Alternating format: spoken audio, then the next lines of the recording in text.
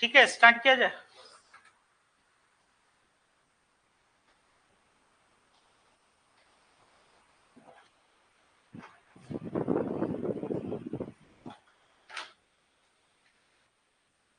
ठीक है, क्लियर है वो।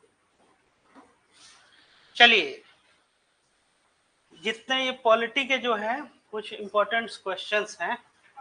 हाँ, काफी फैक्चुअल क्वेश्चन नहीं, इसमें हर एक चैप्टर का लिया हुआ है थोड़ा थोड़ा करके। हाँ, मिसलेनियस है ये, और क्योंकि आप लोग सब कर चुके हैं ये चैप्टर तो इसलिए आसान होगा।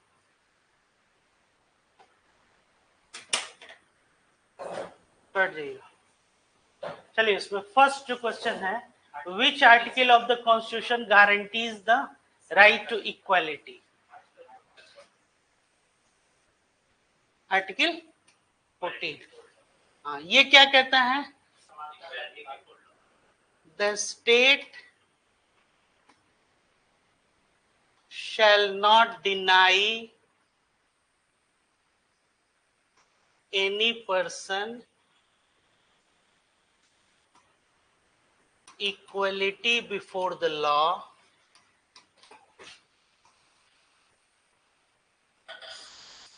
equal protection of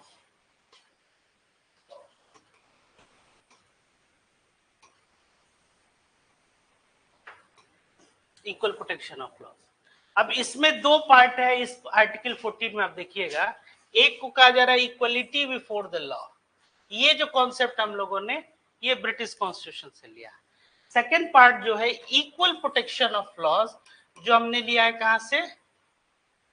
American constitution. Japan जो कह रहे हैं प्रोसीजर एस्टेब्लिश्ड बाय लॉ जो है, ठीक है। तो ये दो पार्ट में। अब ये कह रहा है कि लॉ के in the eyes of law everyone is equal, और यहीं से जो आपका जो एबिट डाइसी का जो था रूल ऑफ लॉ, विधि का शासन, ये परिकल्पना भी यहीं से परिलक्षित होती है। मतलब कि द कॉन्सेप्ट जो है यही। अब इसमें इस चीज को देखिए कि ये नेगेटिव कॉनोटेशंस को बताता है, इक्वलिटी बिफोर द लॉ, कि स्टेट कोई ऐसा लॉ नहीं बना सकता है जिससे कि क्या है कि दो लोगों में कोई मतलब कि लॉ के मतलब विभेदकारी कोई आप मान लीजिए कोई विधि की व्यवस्था नहीं कर सकते हैं, कोई ऐसी नीति नहीं बना कि डिस्क्रिमिनेटरी पॉलिसी हो, डिस्क्रिमिनेटरी लॉज। तो इक्वलिटी बिफोर द लॉ। और दूसरा क्या इंश्योर कर रहा है? इक्वल प्रोटेक्शन ऑफ लॉज, कि जो like should be treated alike, कि एक समान एक तरह के जो लोग हैं उनमें जो है किसी भी तरह का कोई डिस्क्रिमिनेशन नहीं होना चाहिए। तो ये जो राइट टू इक्वालिटी जो है ये किसमें मेंशन है? आर्टिकल 14 में। और आर्टिकल 15 क्या है? हाँ, on the religion, race, caste, gender. और 16 क्या हो गया? एम्प्लॉयमेंट, पब्लिक एम्प्लॉयमेंट के कॉन्टेक्स्ट में। और article 17 evolution of untouchability. Very good. दूसरी बात है कि जब यहाँ पे एक वर्ड आया एनी पर्सन, वर्ड क्या है? पर्सन। तो पर्सन का मतलब हो गया कि इसमें दोनों आ गए, citizens as well as non citizen. ठीक है, जब भी वर्ड पर्सन आ जाए तो आर्टिकल 14 एप्लीकेबल है किसके लिए? दोनों के लिए। ठीक है, ये जो है आप इस तरह से समझ सकते हैं। क्लियर है? चलिए नेक्स्ट, ये explanation. Article 14 provides that the state shall not deny to any person equality before the law or the equal protection of the laws. This ensures that every individual is treated equally. ठीक है, clear है? चलिए अगला देखिए, are directive principle justiciable? Confirm? क्या मतलब हुआ justiciable नहीं है तो? हाँ, अगर मान लीजिए कि हाँ, directive principles outline in part 4 of the constitution are not justiciable. They are guidelines for the state's policy making but cannot be enforced through the court. At the same time ये और इनके बारे में क्या कहा जाता है कि ये इंस्ट्रूमेंट ऑफ इंस्ट्रक्शंस। ठीक है, ये fundamental in governance, fundamental in governance, ठीक है। अब जो आपके जो कॉन्स्टिट्यूशन के जो फाउंडिंग फादर्स थे उन लोगों ने एक ऐसा ये चैप्टर, और ये हम लोगों ने लिया कहां से है, आयरिश कॉन्स्टिट्यूशन, हाँ आयरिश कॉन्स्टिट्यूशंस। कैसा होगा आइडियल स्टेट, आर्टिकल 36 से लेके कहां तक है, 51 तक, ठीक है। इसके साथ साथ ये तीन तरह में, जैसे कि जिस फंडामेंटल राइट्स का जो क्लासिफिकेशन है वो कॉन्स्टिट्यूशन ने कर रखा है 6 भागों में, डीपीएसपी का कोई क्लासिफिकेशन नहीं किया गया।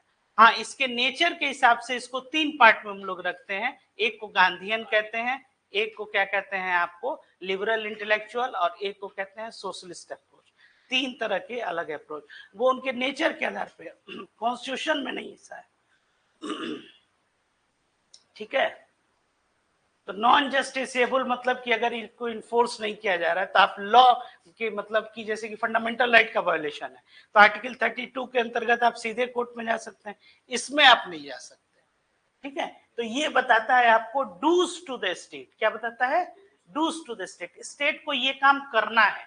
फंडामेंटल राइट्स बताता है don'ts to the state, state को ये काम नहीं करना है।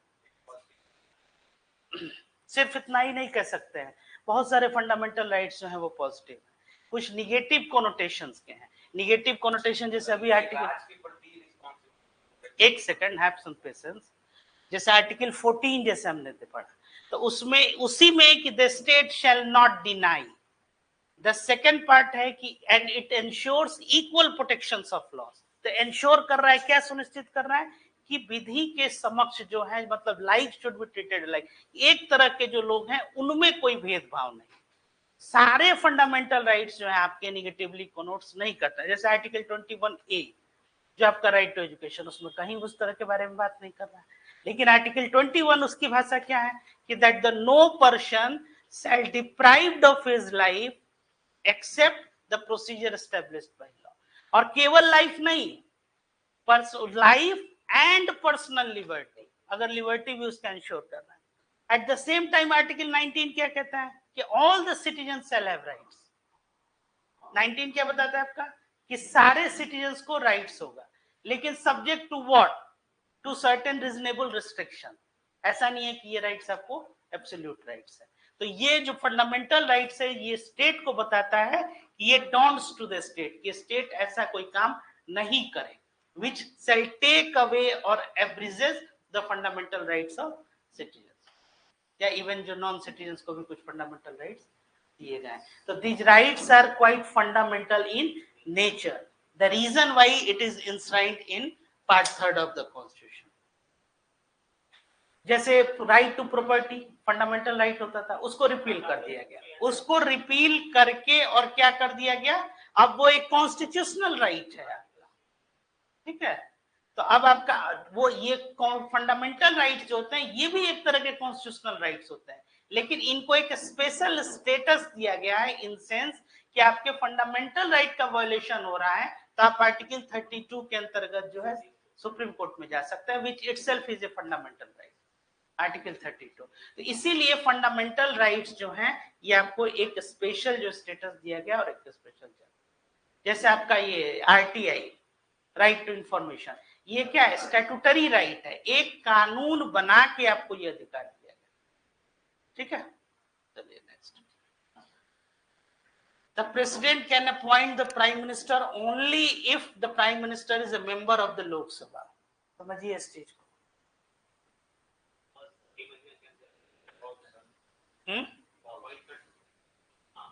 can appoint prime minister only if the prime minister is a member of the Lok Sabha।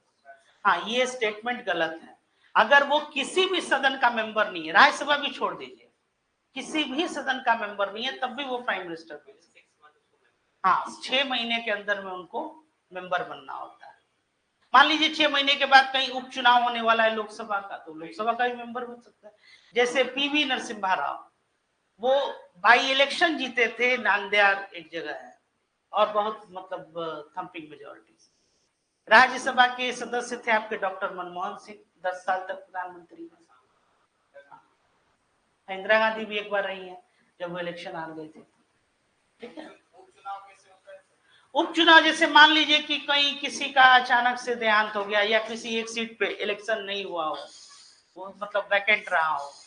जैसे कि मान लीजिए कि आप ऐसे समझिए कोई कॉन्स्टिट्यूंसी ए है, अब उसके कोई मेंबर ऑफ पार्लियामेंट है, उनका जो है असमय देहांत हो गया, तो वो सीट खाली हो, तो वहां फिर से बाई इलेक्शन होगा, तो वो कैंडिडेट चाहे तो वहां से कंटेस्ट कर सकता है। नहीं वो तो करता है, लेकिन आप एक ही जगह से मेंबर ऑफ पार्लियामेंट, हाँ फिर दूसरी जगह से आपको क्या करना होगा, रिजाइन करना होगा। तो वो रिजाइन करते हैं तो वो भी सीट क्या हो गया आपका, खाली हो गया।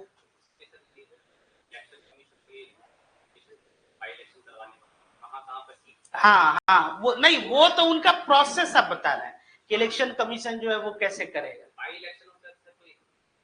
बिल्कुल,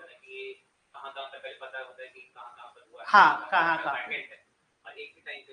हाँ, इसलिए कि वो एक लॉजिस्टिक्स प्रॉब्लम, जैसे कि मान लीजिए अभी विधानसभा का चुनाव है, तब कहीं बाई इलेक्शन होगा तो इसी साथ में उसको भी करा लिया जाएगा।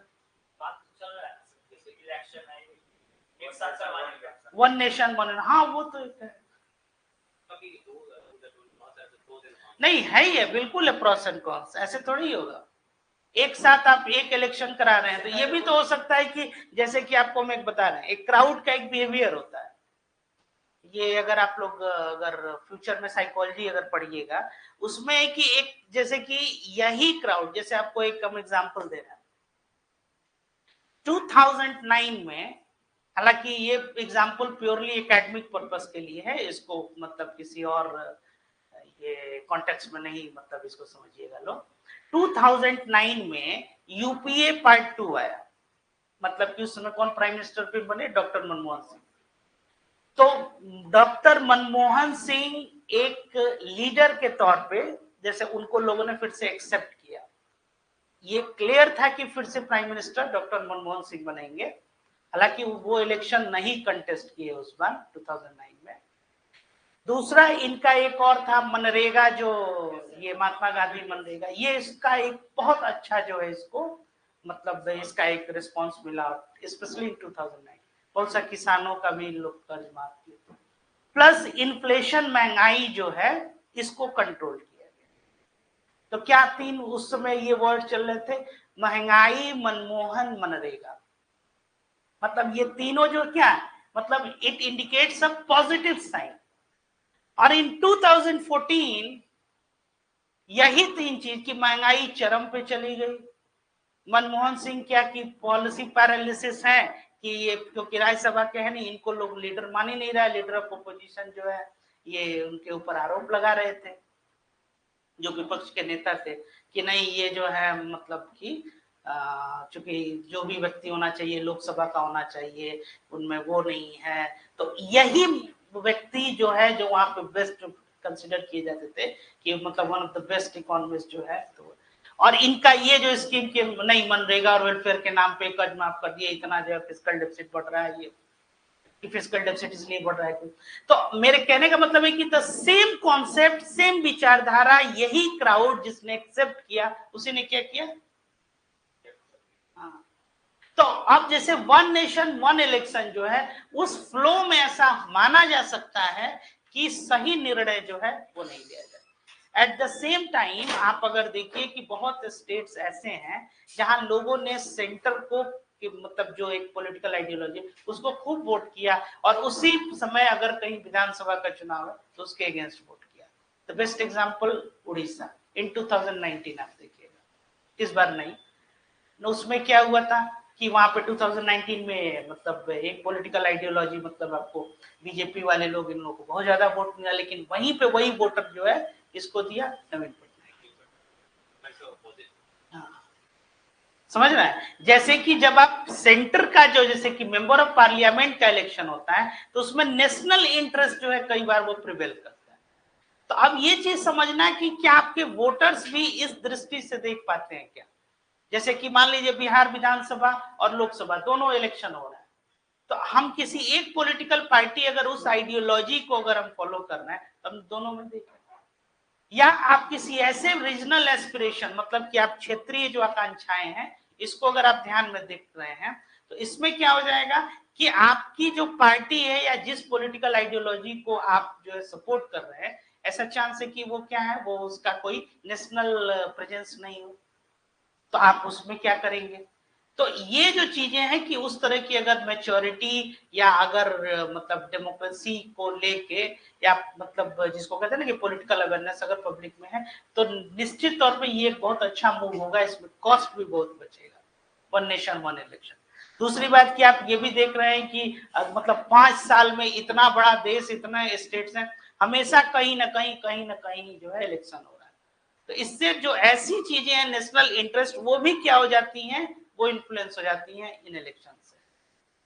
जैसे कि रीजनल, जिसको बार्गेनिंग जो फेडरलिज्म था, वो क्या था, वो यही तो था, कोलिशन गवर्नमेंट बनेगी तो आप किसी एक पर्टिकुलर स्टेट है उसको खुश करने में लग गए,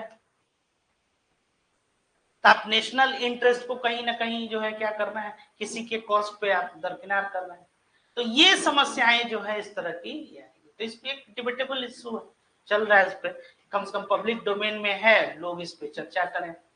तो क्राउड का जो हम कह रहे हैं ना कि एक बिहेवियर होता है, कि अब हो सकता है कि जैसे सेंटिमेंट्स में आके, इमोशंस में आके लोग वोट कर दिए। बहुत सारा इलेक्शंस आपका रिजल्ट देखिएगा कि इसका जो है परिणाम है। अगर आप लोग आगे अगर पॉलिटिकल साइंस या फिर उसमें जो उसमें ये फोरकास्टिंग में सिखाया जाता है, तो उसमें आप देखिएगा कि अपने देश में भी बहुत सारे ऐसे इलेक्शंस के रिजल्ट्स आए जो कि इमोशंस और जिसको सेंटिमेंट जैसे 1984 का इलेक्शन, जिसमें अब तक का सबसे बेहतर जो मतलब थंपिंग मेजोरिटी जिसको कहते हैं सुपर मेजोरिटी, वो मिला था इनको, राजीव गांधी को।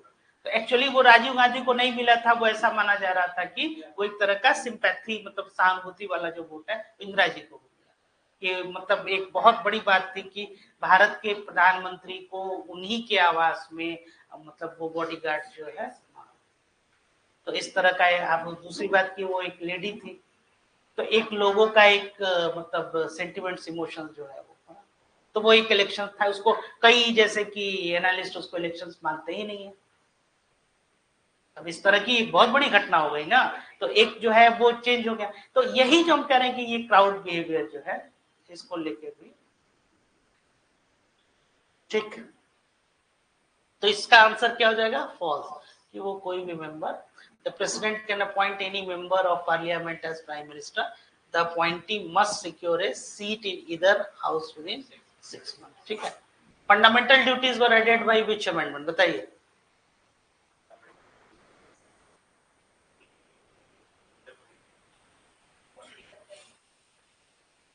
बहुत इजी क्वेश्चन है। 44। और कहां से लिया गया अपने कॉन्स्टिट्यूशन में? यूएसएसआर होता था तब। ठीक है, डिटेलिंग फंडामेंटल, और एक पहले 10 ही होते थे, एक और फंडामेंटल ड्यूटी को बाद में ये बताया। The 73rd amendment act relates to, confirm. This amendment enacted in 1992 established a three-tier system of local self-government in rural areas, promoting decentralized governance, cooperative। और इसके बाद से म्यूनिसपैलिटीज किसमें जोड़ा गया? 74th शेड्यूल कॉन्स्टिट्यूशनल, हाँ 12वां शेड्यूल। कितने उसमें है? और 29 किसमें? और कोऑपरेटिव सोसाइटी कब ऐड हुआ? हाँ, 97th constitutional amendment. Is judicial review part of the basic structure of the constitution? Yes or no? Constitution में ये मेंशन है कि नहीं ये वर्ड? जुडिशियल रिव्यू किस आर्टिकल में मेंशन है? समझ रहे हैं आप ये क्वेश्चन? इजी है, कोई बहुत ज्यादा इसमें डिफिकल्ट नहीं। उसमें जुडिशियल रिव्यू मेंशनड है।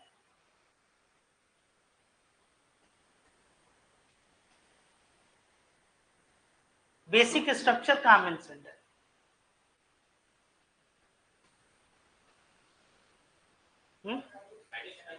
बेसिक स्ट्रक्चर नहीं जानते हैं आप? बेसिक स्ट्रक्चर मतलब कि कॉन्स्टिट्यूशन के कुछ ऐसे फाउंडिंग प्रिंसिपल्स जो है जिनको कॉन्स्टिट्यूशन में जैसे कि पार्लियामेंट अमेंड नहीं कर सकता है। जैसे इस चीज को ऐसे समझिए, कॉन्स्टिट्यूशन को अमेंड करना जो है, जो अमेंड है, अमेंडमेंट, अमेंडमेंट का क्या मतलब होता है? संशोधन। तो संशोधन जो होता है ना वो आपका दिया हुआ है आर्टिकल 368। और कॉन्स्टिट्यूशन ये बोलता है कि कुछ भी any changes in constitution is called amendment by way of addition,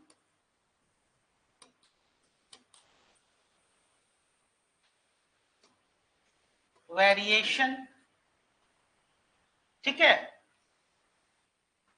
और तीसरा क्या हो गया बताइए? रिपील। आप कोई भी परिवर्तन करते हैं तो क्या कर सकते हैं? किसी भी कॉन्स्टिट्यूशन में कोई आर्टिकल है तो उसमें कोई चीज ऐड कर सकते हैं। दूसरा क्या कर सकते हैं? उसको वेरी कर सकते हैं। और तीसरा रिपील कर सकते हैं, उसको हटा ही सकते हैं। जैसे कि राइट टू प्रॉपर्टी को क्या कर दिया गया? फंडामेंटल राइट से रिपील कर दिया गया। एडिशन में क्या हो गया? जैसे कि 3 वर्ड्स प्रियम्बल में इंसर्ट किए गए, ठीक है, तो ये ऐड किया गया। वेरी का मतलब कि उस वर्ड को हटा दिया गया। जैसे नेशनल इमरजेंसी वाला जो आर्टिकल था उसमें क्या था? उसमें इंटरनल डिस्टर्बेंसेस था, उसको क्या किया? उसको वेरी कर दिया गया। एक्सटर्नल एग्रेशन और आर्म्ड रिबेलियन जो था, ये कहने का मतलब ये है कि यही 3 परिवर्तन आप जो है उस आर्टिकल में करते हो, क्या होता है? ये अमेंडमेंट होता है। और अमेंडमेंट करने का ये जो पावर होता है ये किसके पास है? Union legislature. यूनियन लेजिस्लेचर का मतलब हो गया पार्लियामेंट। और पार्लियामेंट के पास 2 शक्ति होती है, एक को बोलते हैं लेजिस्लेटिव पावर। लेजिस्लेटिव पावर का इस्तेमाल करके वो क्या कर सकता है? कोई लॉ जो है उसको फ्रेम कर सकता है, लॉ को बना सकता है। दूसरी जो शक्ति होती है उसको बोलते हैं कॉन्स्टिट्यूएंट पावर। कॉन्स्टिट्यूएंट पावर का मतलब हो गया कि इसको बोलते हैं विधायी शक्ति, इसको बोलते हैं संविधायी शक्ति। तो कॉन्स्टिट्यूएंट पावर का इस्तेमाल करके वो कॉन्स्टिट्यूशन में कोई भी अमेंडमेंट कर सकता है। अब प्रश्न ये यहीं से आता है कि पार्लियामेंट जो है वो किस हद तक कॉन्स्टिट्यूशन को अमेंड कर सकता है, टू व्हाट एक्सटेंट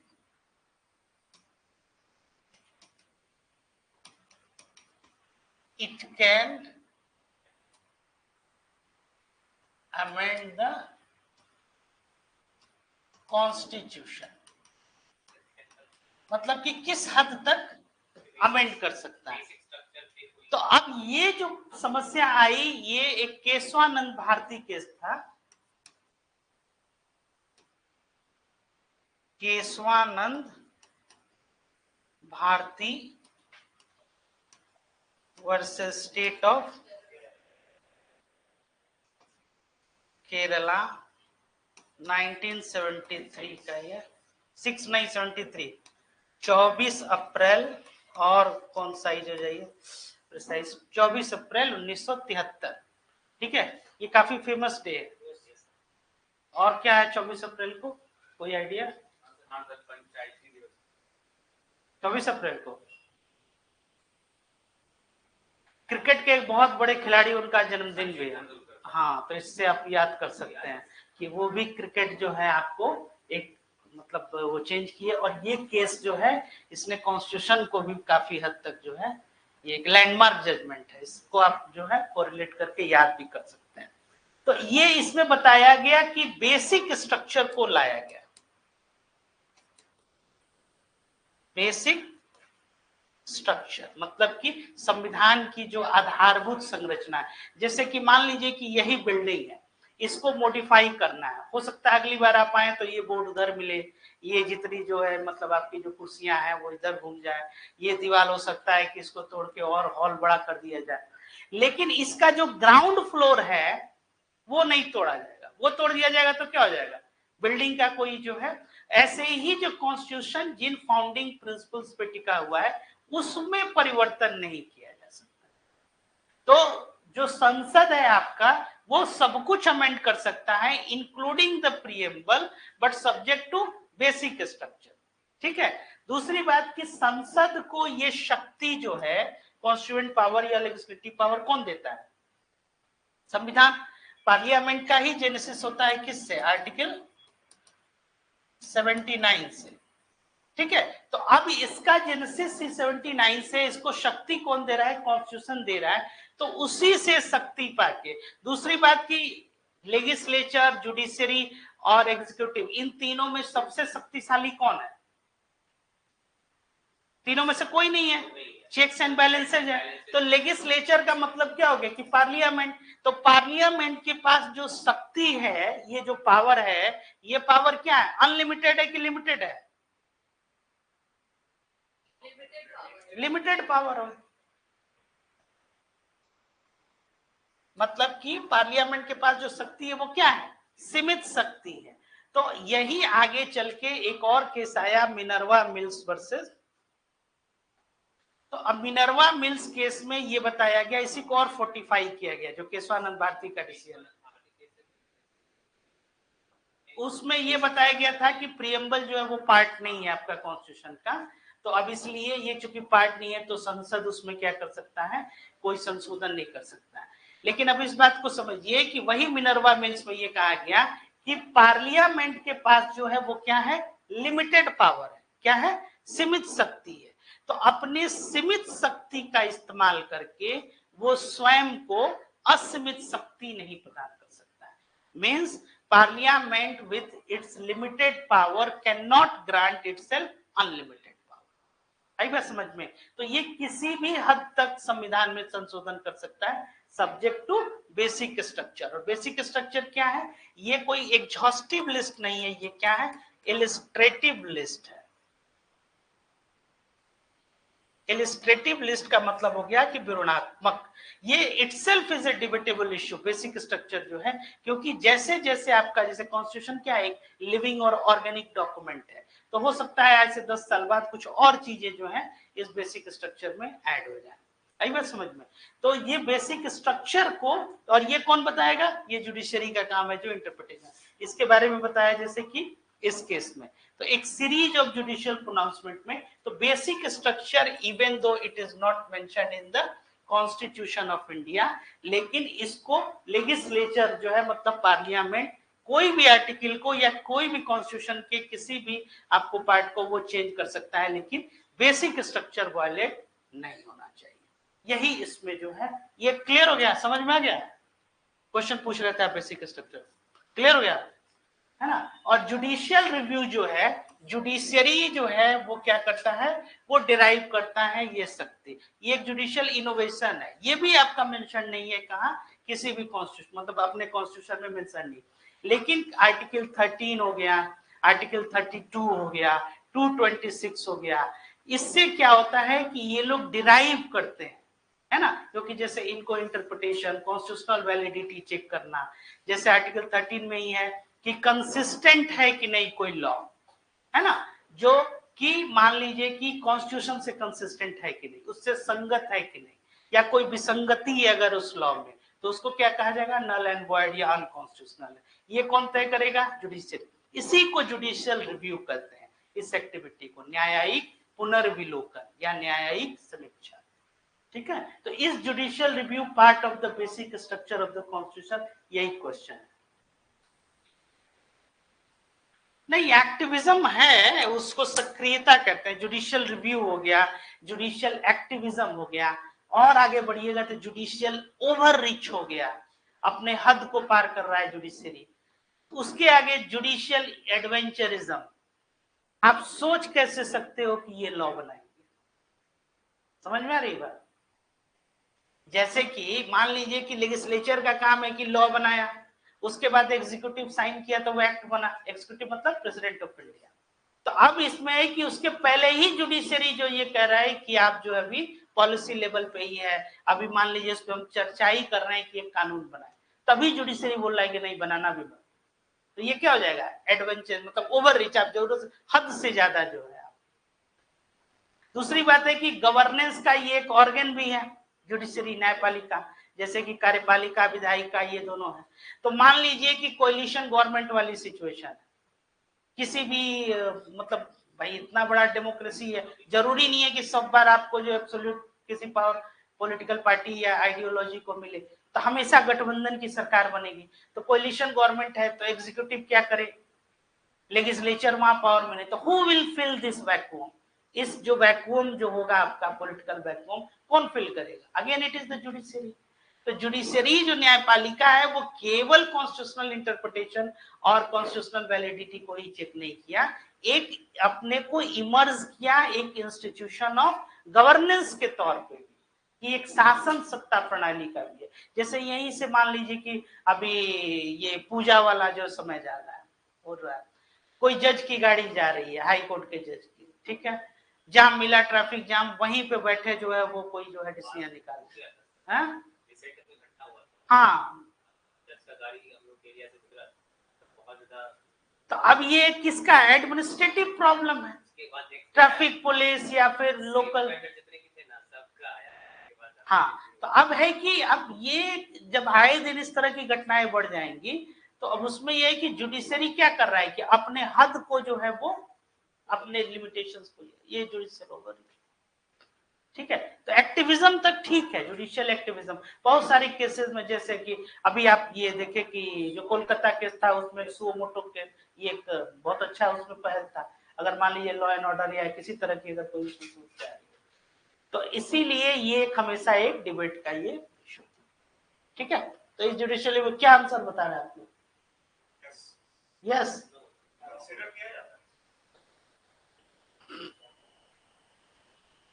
नोट कीजिए इसको।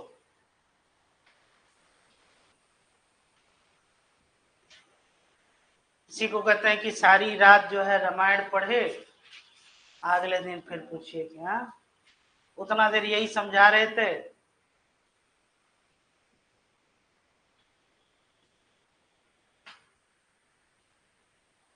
ये कॉन्स्टिट्यूशन में मेंशन नहीं होते हुए भी जुडिशरी ने क्या किया, ये डिराइव्ड किया पावर, यही बताया जा रहा है, न्यायिक पुनर्विलोकन या न्यायिक समीक्षा।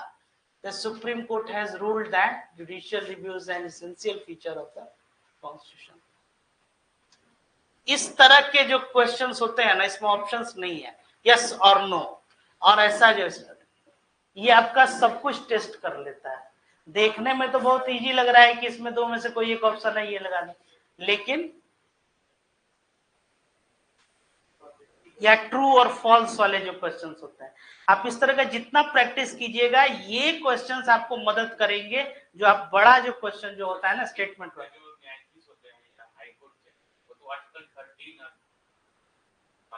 इसी के तो आर्टिकल से डिराइव करते हैं क्या, हाँ तो हम करते ही हैं, आर्टिकल 13 बोले तो आपने गलत, क्या गलत बोले थे, हमसे पूछना जुडिशियल रिव्यू बोले आर्टिकल मेंशन्ड नहीं है, इट डिराइव्ड, मेंशन तो कॉन्स्टिट्यूशन में नहीं, हाँ वही तो क्वेश्चन था मेरा ना, और क्या पूछे थे, बेसिक स्ट्रक्चर कहीं मेंशन्ड है, नहीं है, जुडिशियल रिव्यू वर्ड कहीं मेंशन्ड है, नहीं है, तो that is the reason why it is called judicial innovation. समझ में आई बात, वो समझाया जा रहा है। जुडिशियल एक्टिविज्म वर्ड कहीं यूज है, नहीं है, ओवर रिच वर्ड यूज है, नहीं है, फेडरेशन वर्ड यूज है, फेडरल नहीं है, हर जगह यूनियन लिखा गया है, केवल एक जगह सेंटर लिखा गया है, सेंटर स्टेट रिलेशन से क्यों सेंटर आ गया, जब इंडिया क्या है, इंडिया को डिफाइन करें, India that is Bharat shall be union of state, then why word centre is there. One hand you are talking about decentralisation of democracy को, डिसेंट्रलाइजेशन पावर को किया जाए, फिर सेंटर वर्ड वहां पे क्यों आप इस्तेमाल किए। पुलिस जो शब्द होता है वो लॉ एंड ऑर्डर जो होता है स्टेट सब्जेक्ट का, तो व्हाई द वर्ड सीआरपीएफ में centre word is misnomer, central reserve police force का क्या मतलब है, ये सब चीजें पढ़िएगा धीरे धीरे तो ये सीखिएगा, इसी पे क्वेश्चन है। समझ में आ रही है बात कि जब पुलिस लॉ एंड ऑर्डर किसका सब्जेक्ट है तो सीआरपीएफ का क्या मतलब, समझ में आई बात। जब सेंटर ही पुलिस पे है तब तो इस हिसाब से आप जो यूनिटरी ये क्या हो जाएगा, तो पूरा डोमिनेट कर ले यूनियन, तब तो भाई बिहार पुलिस और सीआरपीएफ दोनों आपस में टकरा जाए तो कौन बारी पड़ जाए। बिहार अपने लेवल पे बिहार तो हाँ मतलब आए दिन इस तरह का ये होता है, ये बोलेगा कि भाई हम अपने लेजिस्लेटिव स्फीयर में हम फ्री हैं, बिहार जो है कोऑर्डिनेट करके काम करना वही चीज है। अब आप कहिए कि बिहार बोर्ड और सीबीएसई बोर्ड कौन सा बोर्ड सुपीरियर है, कोई मतलब है इसका, तो कंकरेंट लिस्ट का वो सब्जेक्ट एजुकेशन, क्योंकि nowhere in the constitution, constitution के सारे इंस्टीट्यूशन कॉन्फ्लिक्ट में आ जाए तो ये कॉन्स्टिट्यूशन सोल्यूशन नहीं देता, इसीलिए ये बोला गया कि it is a living document, it is a organic document. जैसी सोसाइटी होगी वैसा आपको आपको क्या मिलेगा, वैसी ही आपकी राजनीति होगी, वैसा ही आपको गवर्नेंस मिलेगा, वैसा ही एडमिनिस्ट्रेशन मिलेगा और वैसा ही आपका कॉन्स्टिट्यूशन भी होता जाएगा। टीचर अगर क्लास में नहीं है तो स्टूडेंट जितने बैठ के वो नकल करेंगे, भाई उनका भी तो कोई मोरल एथिक्स है ना कि हम एग्जाम, मेरे ही लिए एग्जाम कंडक्ट किया जा रहा है। ठीक है कि वहां पे कोई एब्सेंट था, कोई मतलब टीचर नहीं था, लेकिन इसका क्या मतलब है कि आप बैठ के नकल कीजिएगा टेस्ट में, बिल्कुल नहीं। आप समझ रहे हैं इस चीज को कि अगर मान लीजिए कि सड़क पे पुलिस नहीं है, आप देख रहे हैं कि भाई लाल बत्ती जली हुई है, तो कोई देख रहा है कि कोई है नहीं, सबसे पहले लोग यही देखता है, निकल गए। भाई सोसाइटी का भी अपना एक नॉर्म्स है कि नहीं, आपके लिए ही बना हुआ है, आप टैक्स पेयर है, आप ही के पैसे से बना है और आप ही के इलेक्टेड रिप्रेजेंटेटिव जा रहे हैं तो लॉ बना रहे हैं, तो रूल बना तो किसके लिए बना, लोकतांत्रिक तरीका से बना है ना, आपके ऊपर इम्पोज थोड़ा ही किया गया। समझ में आ रही है बात है? बिल्कुल एग्जैक्टली वही चीज है।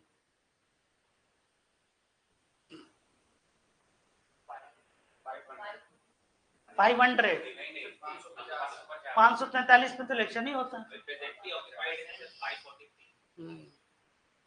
नोट कीजिए इसको, आर्टिकल 81। हाँ वो हटा दिए।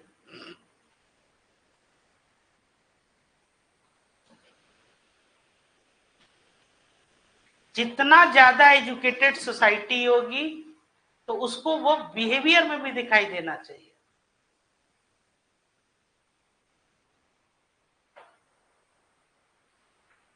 सब कुछ सरकार के ऊपर छोड़ देने से नहीं होगा, क्योंकि डेमोक्रेसी में एक बहुत बड़ा स्टेक होल्डर जो है, बहुत बड़ा क्या है, आप पब्लिक ही है, और पूरा कॉन्स्टिट्यूशन कहां से सोर्स जो है वो डिराइव कर रहा है, वी द पीपल।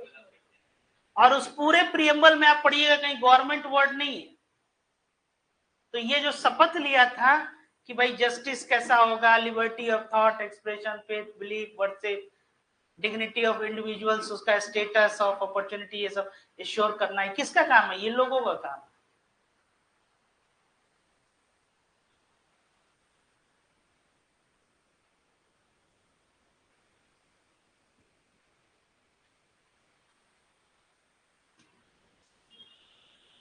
ठीक है, 81 जो है। चलिए नेक्स्ट बताइए, the election commission consist, A option, a chief election commissioner and 2 election commissioners, confirm कि 4 होंगे, कंफर्म।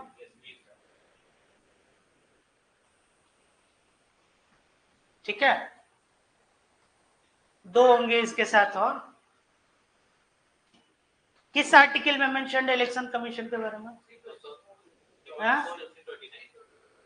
329।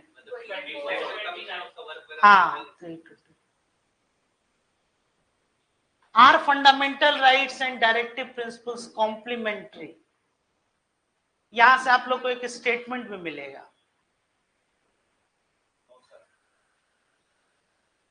कॉम्प्लीमेंट्री का मतलब क्या होता है? वो तो हिंदी हो गई, मतलब एक की कमी को दूसरा पूरा कर रहा है, तो क्यों नहीं हो सकता है? सोचिए थोड़ा सा,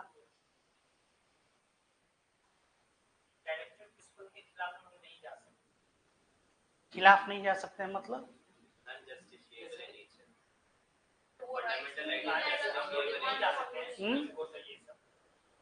लाइबल गवर्नमेंट नहीं है कि वो हमको देगी नहीं देगी जो भी डीपीएस नहीं, वो तो ठीक है, वो तो मतलब उसका बेसिक जो है वो फाउंडिंग मतलब वो, हाँ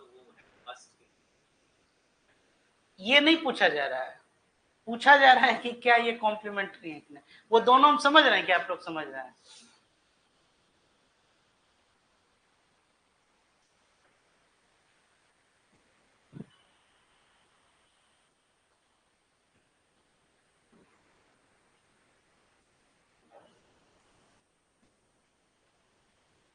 समझ में आई बात? पॉलिटिकल आपका जैसे डेमोक्रेसी या फिर आपका जैसे सोशल और इकोनॉमिक डेमोक्रेसी जो है, ये इंश्योर कौन करता है? डीपीएसपी, वो एक वेलफेयर स्टेट के कॉन्टेक्स्ट को भी आपको बताता है।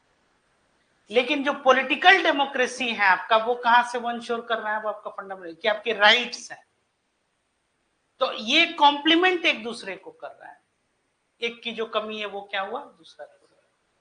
जैसे right to work, article 41, right to work fundamental right में नहीं दिया गया, नहीं तो सब लोग जो है आर्टिकल 32 के अंतर्गत जो है सुप्रीम कोर्ट में केस करते कि देखो भाई हम ग्रेजुएट हो गए, हमको नौकरी नहीं दे रही है सरकार। तो अब उसी में बोला गया कि स्टेट अपने इकोनॉमिक कैपेसिटी में चाहे तो वो, तभी तो आप आर्टिकल 19 का यूज करके प्रोटेस्ट करते हैं ना, कि क्यों नहीं इतने लोग जो हैं आपके, इतनी जो है रिक्तियां आप क्यों नहीं भर रहे हैं। तो ये प्रोटेस्ट करना, स्पीच एक्सप्रेशन, ये क्या है? ये आपका अधिकार है। अब गवर्नमेंट ये कह रही है कि हमारी आर्थिक क्षमता है कि नहीं कि हम सबको, कल होके अगर एक इकोनॉमिक कैपेसिटी, आप अगर इकोनॉमिक पावरफुल हो गए, एक एक आदमी के पास 3-3 4-4 जॉब आ जाएगा, उसको ये ऑप्ट करना है कि हमको ये करना है कि ये करना है कि ये करना है। जब अनएम्प्लॉयमेंट कब बढ़, जब इस तरह का, और ये किसकी बात हो रही है? Public employment. तो गवर्नमेंट सबको जॉब नहीं दे सकती है, ये एक प्रैक्टिकल चीज है, ये एक व्यवहारिक पक्ष है, ये सब कोई जान रहा है। 16 लाख के करीब केवल आपके बिहार बोर्ड से लड़के जो है 10th पास करते हैं तकरीबन हर साल। ये संख्या बढ़ेगी 2 साल के बाद से, अगर मान लीजिए कि उसमें से जो है फिर वही 14 के करीब जो है आपके +2 में कुछ वहां से ड्रॉप आउट हो जाते हैं, फिर ग्रेजुएट कितने होंगे हर साल? कम से कम 10 लाख के करीब हो ही जाएंगे अगर ये तादाद रही तो। भाई ये लड़के ग्रेजुएशन करेंगे ना, उसके बाद इन सबको नौकरी तो कहां से ये गवर्नमेंट देते रहेगी इतने। इसीलिए वो क्या कहता है कि रोजगार का अवसर आपको देगा। समझ में आ रही है बात? एम्प्लॉयमेंट का अपॉर्चुनिटी, उसमें डिस्क्रिमिनेशन नहीं होगा, ये बात हो रही है पब्लिक एम्प्लॉयमेंट। तो आपको एक ऐसा इन्वायरमेंट बना के दे दिया जाएगा, ऐसा स्किल कि आप खुद, इसीलिए वो जो कह रहा है क्या कि आप जो युवाओं को कि आप जो है जॉब क्रिएटर बनिए, जॉब सीकर नहीं बनिए। हाँ, कि अगर आप क्या वैसा कर सकते हैं। दूसरा कि किसी भी तरह के काम को जो है उसको क्या है, उसका एक रेस्पेक्ट होना चाहिए, जैसे कि किसी भी तरह का जो श्रम है। तो आप देखे होंगे कि इस बीच में बहुत सारे एग्जाम्पल्स इधर निकले, यहाँ तक कि वेमेन एंटरप्रेन्योर्स एक से एक जो है बढ़ के, हाँ, कि महिलाओं को भी बहुत ज्यादा जो है वो बढ़ाया जा रहा है। जैसे स्टैंड अप इंडिया जो है वो क्या है स्कीम, बताइए, आप लोग किए हुए हैं stand up India, startup India, stand up India में क्या था? नहीं, वो तो स्टार्टअप आप बता रहे हैं, स्टैंड अप इंडिया क्या है, किसको प्रमोट करना है? SC STs और महिलाओं को, खासकर उन महिलाओं को जो, हाँ हाँ, तो स्टैंड अप इंडिया वही था कि वैसे लोगों को प्रमोट करना।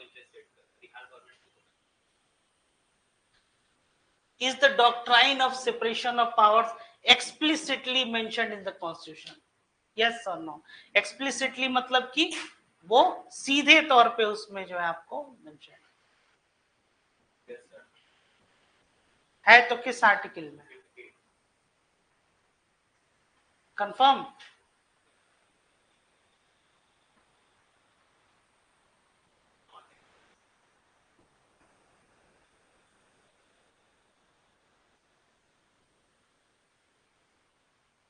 एक्सप्लिसिटली मेंशन नहीं है, इम्प्लाइड मीनिंग हुआ डीपीएस, वही जो आर्टिकल 50 है बता।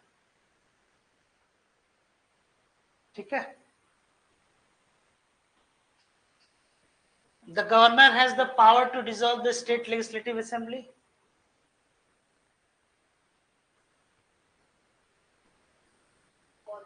बोलिए, दो ही चीज बोलना, या तो ट्रू नहीं तो फॉल्स। विधान परिषद कहां से आ जाएगा? अब विधान परिषद को कैसे भंग करेगा? लेजिस्लेटिव काउंसिल की बात कर रहे हैं वो। हाँ, नहीं वो जो कह रहे हैं।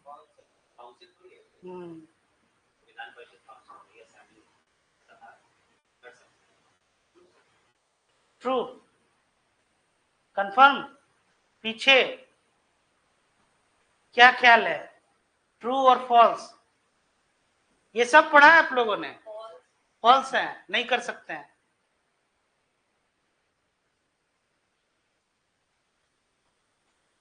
बताइए, अब तो आप बेसिक स्ट्रक्चर सीख गए।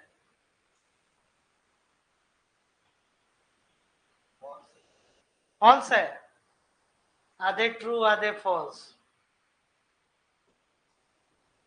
The governor can dissolve the state assembly on the advice of chief minister, reflecting the political dynamics of the state. बिल्कुल कर सकता है, बिल्कुल।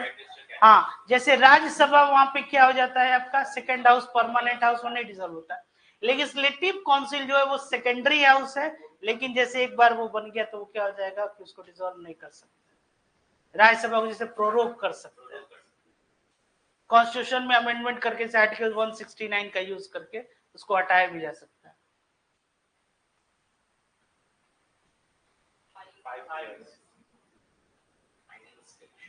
कंफर्म? किस आर्टिकल में मेंशन्ड है? Article 280, finance commission. The finance commission is constituted by the, इसको note कीजिए आप लोग। तो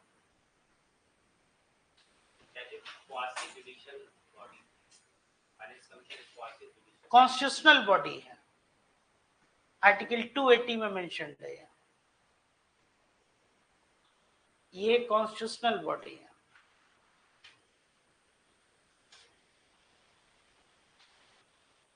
क्वाजाई जुडिशियल जो होगा, ट्राइब्यूनल कोई होगा, एडमिनिस्ट्रेटिव ट्राइब्यूनल हो गया, ऐसा जिसमें कि कुछ न्यायिक शक्तियां भी हैं। ये वित्त आयोग है। ये डिस्ट्रीब्यूशन ऑफ पावर्स जो है रेवेन्यूज के बारे में, तो already mentioned in the article 280। जैसे CAG is a constitutional body, लेकिन जहां लैंग्वेज ये आ जाए कि पार्लियामेंट में बाय लॉ, मतलब वो स्टैट्यूटरी बॉडी हो जाए कि वो कानून बना के चाहे तो एक संस्था बना सकता है। There shall be a president of India, तो प्रेसिडेंट क्या हो गया, शैल वर्ड आ रहा है, मतलब कि वो एक कॉन्स्टिट्यूशनल बॉडी है, संवैधानिक निकाय। लेकिन कंटिजेंसी फंड ऑफ इंडिया की पार्लियामेंट में बाय लॉ, मतलब कानून बना के एक बना सकता है फंड, तो वो स्टैट्यूटरी बॉडी हो गई।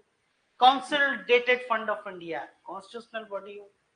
यही चीज, जहां शैल वर्ड आ जाए कॉन्स्टिट्यूशनल बॉडी हो, जहां मे वर्ड आ जाए वहां स्टैट्यूटरी।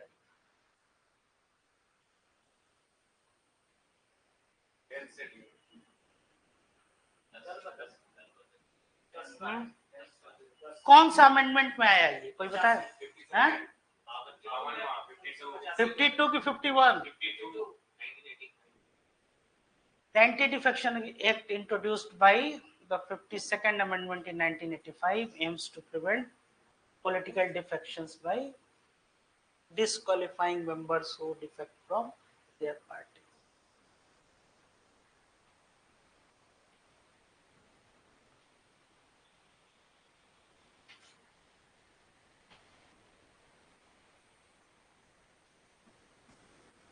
ठीक है,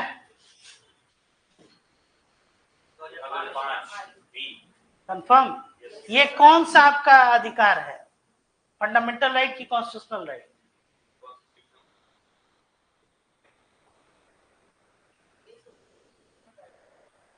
कॉन्स्टिट्यूशनल राइट है।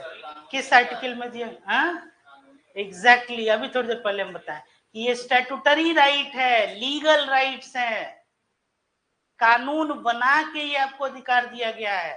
कौन सा कानून, जैसे आपको कहीं जाइएगा, बहस कीजिएगा कहीं भी पब्लिक ऑफिस में कि हमको ये जानने का अधिकार है, आरटीआई हम फाइल किए हैं, तो पूछेगा कि आपको कहाँ से अधिकार ये मिला, तो भाई राइट टू इंफॉर्मेशन एक्ट 2005 का हमको ये अधिकार देता है। इसमें ह्यूमन राइट्स कहाँ से आ गया, कैसे आ जाएगा, वही तुम पूछ रहे हैं। एक नागरिक का अधिकार है। नागरिक, ह्यूमन का मतलब नागरिक होता है।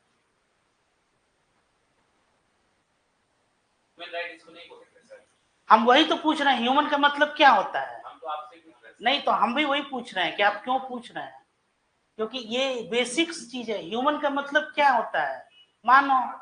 तो मानव होने के नाते आपका सूचना कैसे अधिकार हो सकता है, आप थोड़ा सा सोचिए।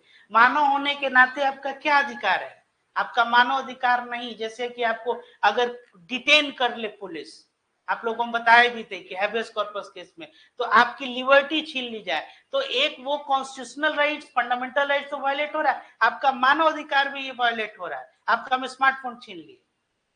तो एक ह्यूमन राइट्स के कॉन्टेक्स्ट में भी आप मान लीजिए गिल्टी हुई है, ठीक है, आपको ये अपराध कृत्य किए, तो आपको कानून के तहत जो है आपको सजा दी जाएगी। पुलिस आपको टॉर्चर करे, स्टेट टॉर्चर करे, अदर एजेंसीज टॉर्चर करे, इसका क्या मतलब है कि आपका मानव अधिकार भी आपसे छीना जा रहा है।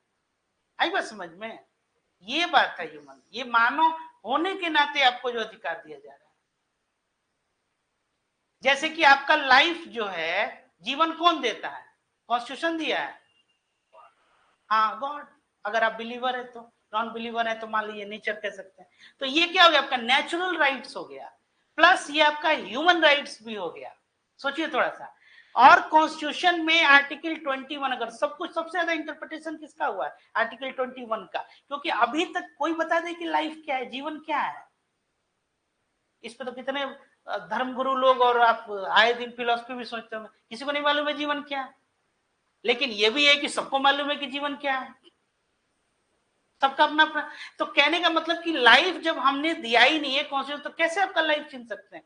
इसीलिए क्या वहां कहा था कि no person shall deprived of his life और personal liberty except procedure established by law. अगर आपकी लिबर्टी भी हम छीने तो आपका क्या छीन लिए, जीवन छीन लिए, और आपका मानव अधिकार छीन लिए, क्योंकि मानव होने के नाते भी हमारा कुछ अधिकार है। जैसे आपका स्मार्टफोन ही छीन लिए, तो अब क्या है कि राइट टू, उसमें मान लीजिए कि इंटरनेट आपका कनेक्शन, आप पढ़ाई कर रहे हैं, कल आपका इंटरव्यू एग्जाम है, कुछ भी, आपका इंटरनेट कनेक्शन हम काट दिए जबरदस्ती जाके, तो ये क्या हो जाएगा, ह्यूमन राइट्स का भी वायलेशन। ये मतलब इंफॉर्मेशन जानना कैसे आपका ये मतलब, बस मतलब कि आपके साथ मानवीय व्यवहार है कि नहीं। जैसे कि आप ये देखे होंगे, ये जो स्कैवेंजर्स होते हैं, उस पे जो कानून बना, जो ये जैसे कि आप ये, हाँ स्कैवेंजिंग या मैनुअल जो स्कैवेंजिंग, अब ये क्या है कि एक अमानवीय कृत्य है वो। नहीं स्कीम्स नहीं, वो क्या है, काफी मतलब उसको मानव की तरह जो है उसको ट्रीट करना है। बिल्कुल, वो तो होता ही था। तो वो क्या है, एक अमानवीय कृत्य जो है। या जैसे कि जो छोटा बच्चा है 14 साल से कम, वो अगर केमिकल किसी फैक्ट्री में काम कर रहा है या कहीं भी काम कर रहा है, तो ये किसके ऊपर, गवर्नेंस और स्टेट के ऊपर तो क्वेश्चन होगा ही, at the same time society के ऊपर भी ये क्वेश्चन होगा कि भाई कैसा समाज है ये, कि जो एक ऐसा छोटा बच्चा जो है वो इसमें हो ही रहा है, मतलब इट इज प्रिवेलिंग। तो आप गवर्नेंस और एडमिनिस्ट्रेशन पे तो क्वेश्चंस कर ही रहे हैं, एट द सेम टाइम इस सोसाइटी के स्तर पे भी जो है, समझ में आ रहा है बात। जैसे अब ये किसी को सिखाना नहीं पड़े इस सोसाइटी में, इस समाज में। जैसे कि मान लीजिए कि आप बस में जा रहे हैं, अब ठीक है आपका राइट से आपने फेयर, जैसे कि देखिए आगे जब इसको और मतलब अच्छे से पढ़िएगा आप लोग, मतलब इसमें थॉट्स जो आते हैं उसमें आगे इथिक्स एप्टीट्यूड में भी आप लोग को, तो ये चीजें बहुत आती है। जैसे कि बस में आप जा रहे हैं, अब एक तरफ हम इक्वलिटी की बात कर रहे हैं कि ठीक है कोई जेंडर बायसनेस नहीं है, ये आपने बस का टिकट ले लिया है, बस में आप बैठे हुए हैं, ठीक है, आप अपने चेयर सीट पे बैठे, एक कोई मान लीजिए इसी बीच में कोई बुजुर्ग महिला आ गई। अब आप जो है कानूनन सही है कि हम चेयर पे बैठे हैं, हमने टिकट पे किया, वो मान लीजिए कि खड़ी, तो अब ये आपको बताने की जरूरत नहीं है, सिखाना अगर ये पड़ रहा है कि भाई आप अपना सीट दे दीजिए, अगर आप सक्षम है, अगर आप खड़े हो सकते हैं, आपकी तबीयत नहीं खराब है, तो ये क्या है, ये आपके किस में आना चाहिए, बिहेवियर में आना चाहिए। तो ये किस पे क्वेश्चन है, ये सोसाइटी पे क्वेश्चन आता है। इसमें पूछने ही की बात नहीं है कि भाई आप चेयर दे दीजिए, सीट दे दीजिए। समझ में आ रही है बात। इसके लिए अब कोई लॉ लेजिस्लेट करने की आवश्यकता नहीं होती है।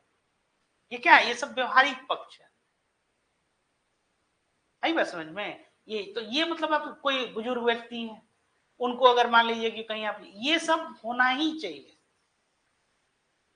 बीइंग अ वेलफेयर सोसाइटी और बिल पर। और अगर नहीं है तो किस पे क्वेश्चन हो जाएगा, सीधे सोसाइटी पे, कि सोसाइटी समाज कैसा है। ये बात यहां पे ह्यूमन राइट्स आता है। क्लियर है। तभी तो जब किसी, आप सुने होंगे कि आए दिन की जब कोई अपराधी है उसके ऊपर, तो वो क्या कहते हैं कि भाई ह्यूमन राइट्स वाले लोग आ जाएंगे।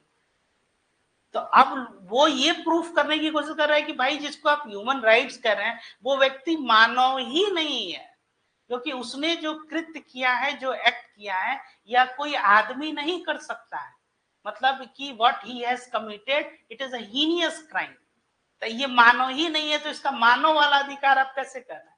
मतलब जो उसने जो एक्ट किया है वो ऐसा एनिमल भी एक्ट नहीं करते। आई बात समझ में। ये संबंध में तो यहाँ पे सोसाइटी क्या, तो वही यहाँ ये इसी का बैलेंस तो बनाना है ना, ये तो कॉन्स्टिट्यूशन है ना, यही तो लॉ है। तो एडमिनिस्ट्रेशन कहेगा कि नहीं आप इतना सेंटिमेंट्स इमोशंस में, नहीं तो आप समाज से अगर हर चीज पूछिएगा कि भाई इसका क्या जवाब, बस उसको तोड़ दो, फोड़ दो, मार दो, भीड़ के साथ बीच में दो, तो ऐसे थोड़े ही चलेगा सोसाइटी। इसीलिए लॉ होता है कि नहीं, लॉ हैज टू बी कि आपको सोशल ऑर्डर मेंटेन करना है, एक पब्लिक ऑर्डर जो है मेंटेन करना है। तभी तो लास्ट भी उसका क्या है कि आप पढ़े होंगे इसमें आर्टिकल 20 जो डबल जियोपार्डी जो है, उसमें भी क्या है, या ऐसे प्रिंसिपल ऑफ नेचुरल जस्टिस पढ़ाए थे आप लोग को। उसमें क्या कि दोनों पार्टी को, बोथ पार्टी शुड बी, मतलब कि हर्ट, दोनों को सुनना है आपको कि भाई आपने क्यों ऐसा एक्ट किया। इसीलिए जो जजमेंट भी दिया जाता है, डिसीजन लिया था, वो क्या सोसाइटी के अगेंस्ट में, कि इसने what he has committed the crime against the society, ऐसा व्यक्ति इस समाज में रहने के लायक नहीं है। ये अब समझ में आया क्लियर। तो अब वही बात है कि सोसाइटी क्या कर रही है कि भाई ये इस समाज में रहने लायक नहीं है, ये मानव का ये कृत्य नहीं हो सकता है। तो मॉब क्या, तो हर चीज, अभी बोले ना क्राउड बिहेवियर होता है, तो मॉब यही कहेगा कि चलो इसको मारो। तो सबका अपना अपना आक्रोश है। तो इसीलिए आपको वो बैलेंस और शांत दिमाग से उसको समझना होगा। ठीक है, चलिए नेक्स्ट।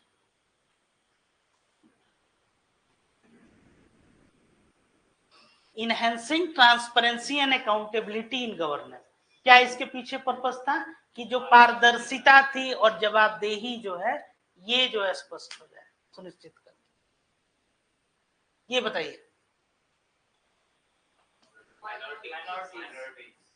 कंफर्म। कौन कौन से आर्टिकल सिटीजन्स और नॉन सिटीजन्स दोनों का बताइए तो।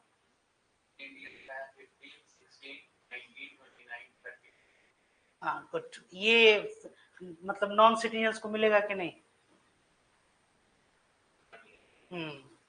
Good. Article 30 protects the rights of minorities to establish and administer education institution. चलिए नेक्स्ट। बहुत इजी क्वेश्चन है, इसको तब तक बना देना चाहिए। इसमें सोचना पड़ रहा है।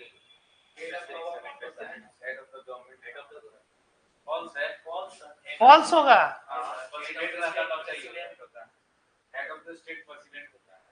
कंफर्म, सबका यही ख्याल है।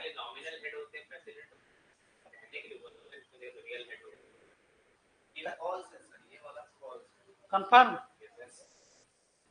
चलिए, एक बात की तो प्रसन्नता हुई हमको कि कम से कम इतना तो मालूम है।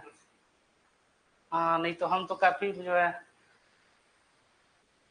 डर गए थे आप लोग का, हाँ, कि श्री संत वाला कैच नहीं हो जाए ये। हाँ, हम बिल्कुल वही डर गए थे थोड़ी देर के लिए कि अगर ये आंसर आप लोग नहीं कर पाते तो भाई इतना दिन हमारा पढ़ाया हुआ सब बेकार हो जाता। लेकिन आप लोग बचा लिए। डी फैक्टो और डी ज्यूरे। तो डी ज्यूरे हेड कौन हो गया, नॉमिनल हेड प्रेसिडेंट। और रियल पावर जो है वो एग्जीक्यूटिव में, ये डिफेक्ट होता है। तो हेड ऑफ द स्टेट कौन होता है? प्रेसिडेंट। और हेड ऑफ द रिपब्लिक कौन हो गया? President. Constitutional head of the state कौन हो गया? President. Executive head of the state कौन हो गया? President. Head of the government कौन है? प्रधानमंत्री। Council of ministers headed by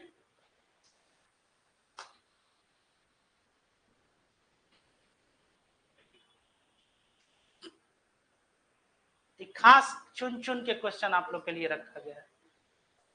बहुत इजी क्वेश्चन हम सोचे कि आप लोग से पूछें।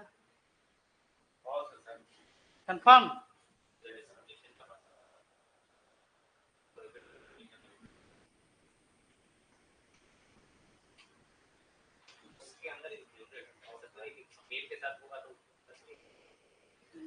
किसी भी तरह का होगा सर उसका होगा।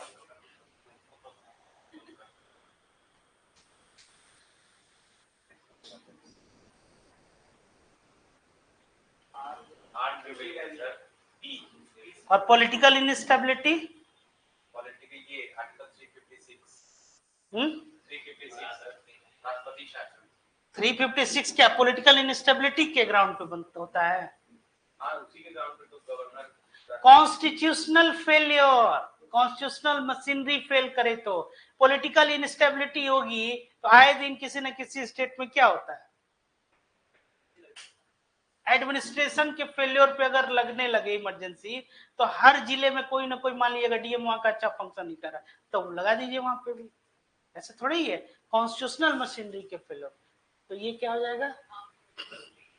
नोट कर लीजिए इसको।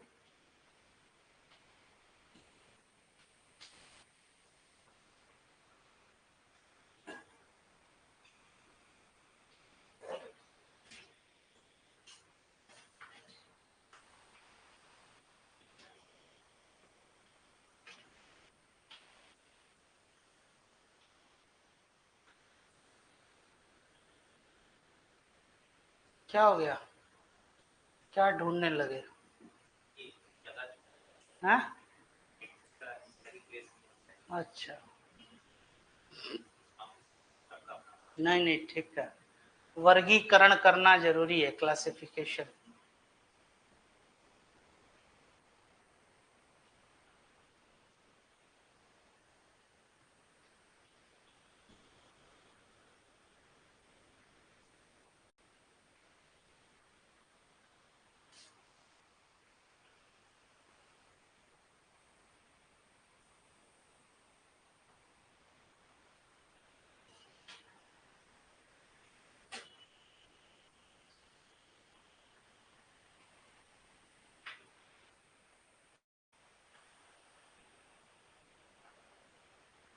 ठीक है, बताइए। What does the national development council do? एक हिंट दे देते हैं, अब ये नहीं रहा। हाँ, अब ये नहीं रहा योजना आयोग और योजना, लेकिन एकेडमिकली पढ़ लीजिए इसको। हाँ, ये बताइए।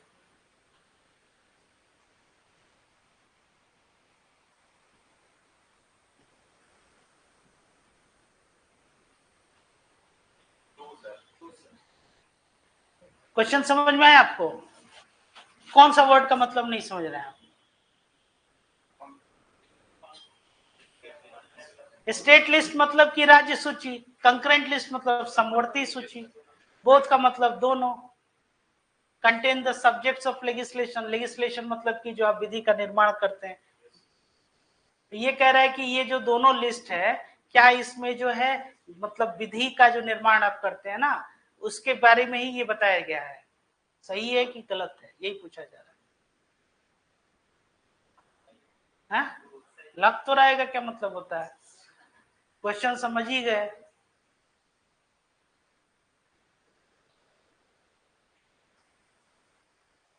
कंकरेंट लिस्ट में दोनों लॉ लेजिस्लेट कर सकते हैं, सेंटर और स्टेट।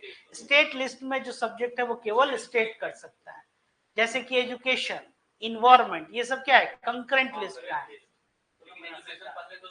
पहले 1976 के बाद आ गया है। जैसे ये क्वेश्चन अक्सर पूछा जाता है कि बिहार स्कूल एग्जामिनेशन बोर्ड और CBSE they do exist together, दोनों एक साथ है, इसका क्या मतलब है? इसका मतलब है कि एजुकेशन जो है सब्जेक्ट मैटर ऑफ कंकरेंट। और in the event of clash between these two, state list का कोई अगर मान लीजिए कोई लॉ लेजिस्लेट किया और कंकरेंट लिस्ट का, और दोनों में अगर सेंटर किया, दोनों में अगर क्लैश हो रहा है तो जो सेंटर ने जो पास किया वही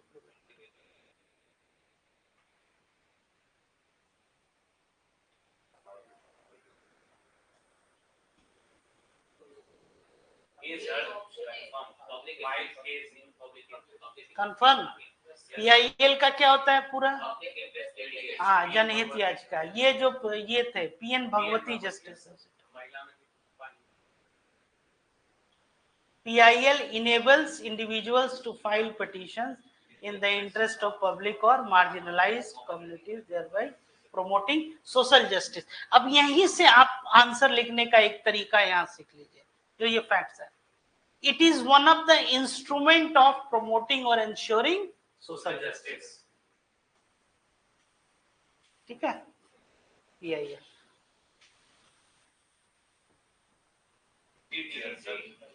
तो बहुत इजी क्वेश्चन है। The 3-tier system includes the ग्राम पंचायत, पंचायत समिति और जिला परिषद।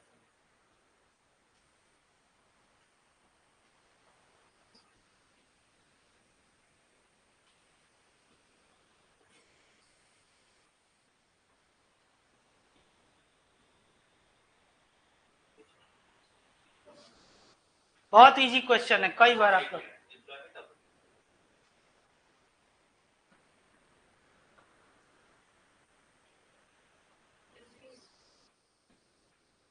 फिफ्टीन है prohibition on the grounds of religion.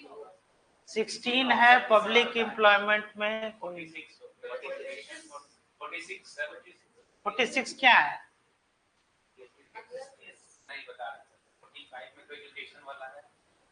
46 तो डीपीएसपी होगा।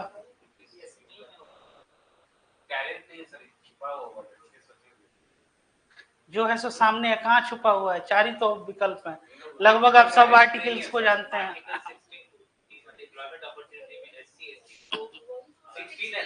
दिया गया है।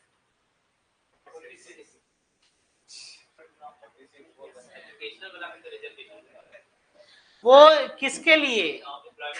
नहीं, तो उसमें आप देखिएगा कि वैसे लोग, वो इनेबलिंग क्लॉज है जो बैकवर्ड क्लास के हो गए, या बाद में उसमें ईडब्ल्यूएस को, ओबीसी को। ये क्या क्वेश्चन क्या था? तो article 46 promotes educational and economic interest of SC and ST and prohibits. ये डीपीएसपी में ये मेंशन्ड है, ये लिखवाए भी आप लोग को। यस सर, ये पकड़ भी लिए थे, उसके बाद गलत किए। तो हम क्यों नहीं पूछेंगे? हम तो पूछने ही के लिए बैठे हुए हैं, एक बार 2 बार पढ़ाए हुए हो तब तो।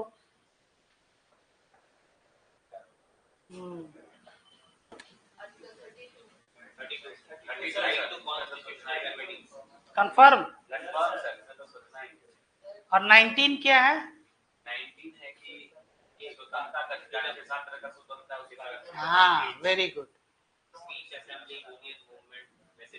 कौन कौन से 5 इसमें मिलते हैं आपको?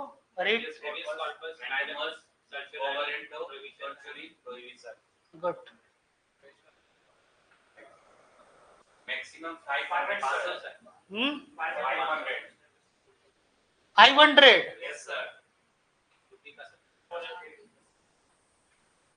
नोट कर लीजिए, आर्टिकल इंपॉर्टेंट है 170।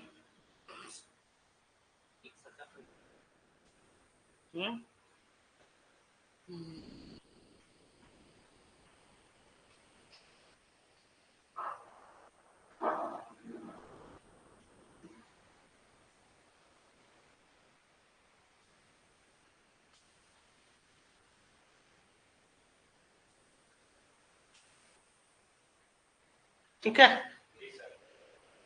चलिए ये बताइए, ये आप लोग कई बार किए हुए हैं। A bill can be passed by either house of parliament without the others house approval. Question समझ में आया कि नहीं, पहले ये बताइए। अगर समझ में आया तो आंसर। नहीं, देखिए जिस चीज के बारे में नहीं चर्चा है उसके बारे में नहीं सोचिए। A bill can be passed by either house of parliament without the other houses.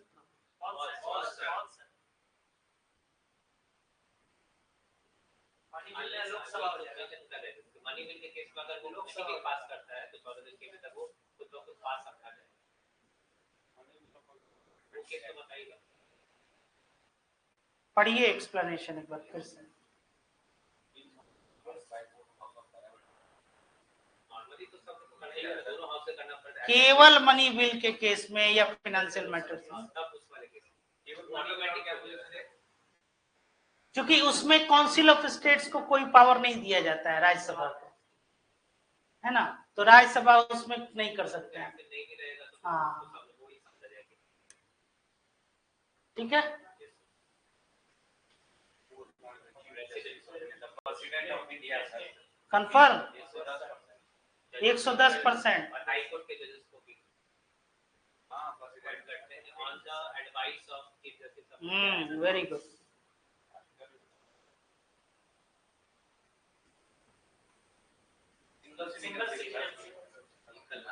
Single yes sir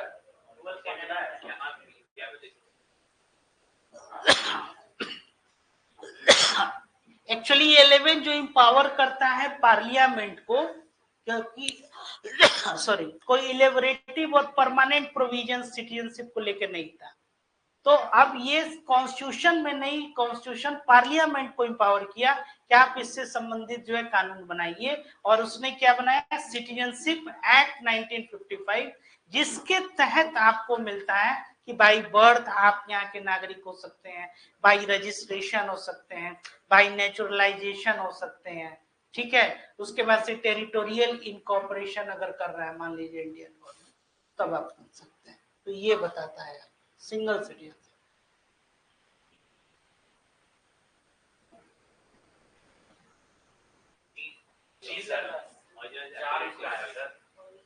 इसके अलावा भी कोई है? हां सर एक और है अपील के ओरिजिनल, अपीलेट और एडवाइजरी या कंसल्टेटिव भी इसको कहते हैं। सी ऑप्शन जो है वो सही है। The Supreme Court has original jurisdiction for certain cases, appellate jurisdictions appeals for lower courts, and advisory jurisdiction जो है आर्टिकल 143 के तहत प्रेसिडेंट इससे रिव्यू भी तो कर सकता है। ये क्या पूछा जा रहा है, ये क्वेश्चन किस पे है? क्वेश्चन पढ़िए। तीन के अलावा एक और हम बता रहे हैं सर। क्या? रिट केस में जो रिट ज्यूरिसडिक्शन है, तो वो रिट केसेस में जो है, किस टाइप तो अब उसमें रिट ज्यूरिसडिक्शन उसको एक अलग से, नॉर्मली यही तीन के बारे में कॉन्स्टिट्यूशन आपका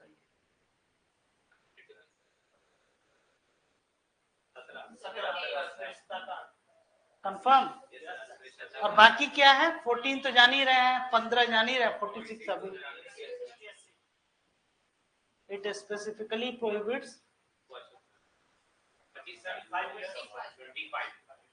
25, और पंचायत के लिए 21 वाइस प्रेसिडेंट बनने के लिए, 35 प्रधानमंत्री बनने के लिए,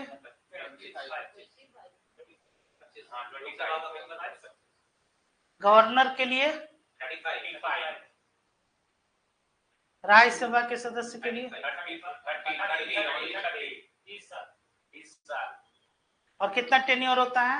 उनका ऐसे कहिएगा तो 6 साल टेन्योर कोई फिक्स नहीं है, 2 साल 6 साल का है 6 साल सर। एमएलसी के लिए एमएलसी के लिए उसका 5 साल नहीं, मिनिमम में। हाँ, एमएलए के लिए, एमएलए के लिए 25 साल 25 साल और 5 साल एमएलसी का कितना जज के लिए उसका भी वही है। इसका लिमिट नहीं है सर, बस 65 साल में आप निकल जाएंगे। अगर चलिए इसको बताइए।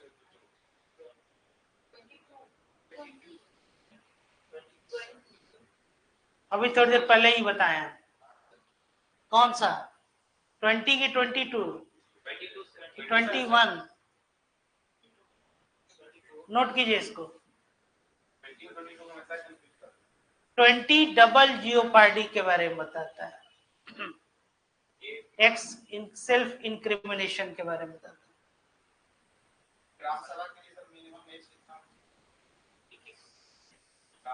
पंचायत के लिए वही ना बता रहे थे, ये 21 चाहिए, 21 साल चाहिए तो आप मुखिया बन जाइए।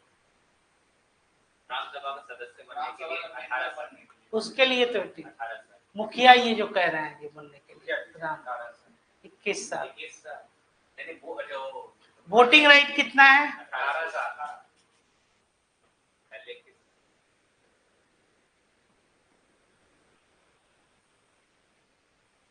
ठीक है, तो ये आपको क्या अधिकार देता है कि आप अपने चॉइस का कोई लीगल प्रैक्टिशनर, मतलब कि वकील चाहें तो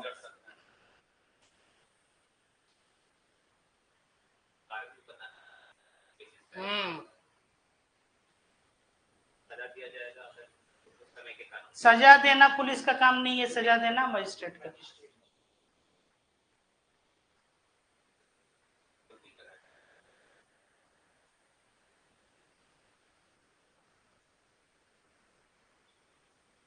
ठीक है,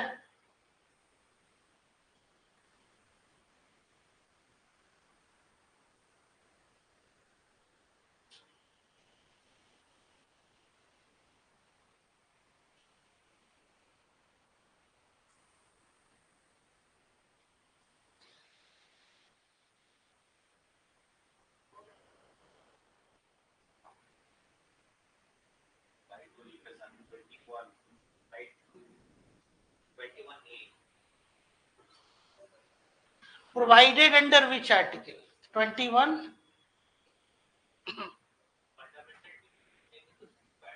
किसको? हाँ, वही आर्टिकल 21 ये बना, ये बनाइए।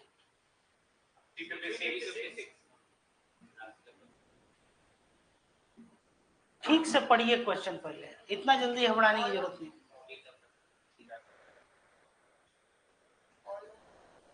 State of emergency मतलब state तात्कालिक, अच्छा all of the above होगा।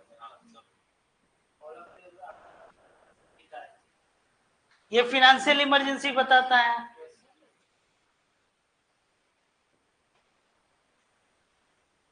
अलग अलग इमरजेंसीज हैं तो ऑल द अबव होगा।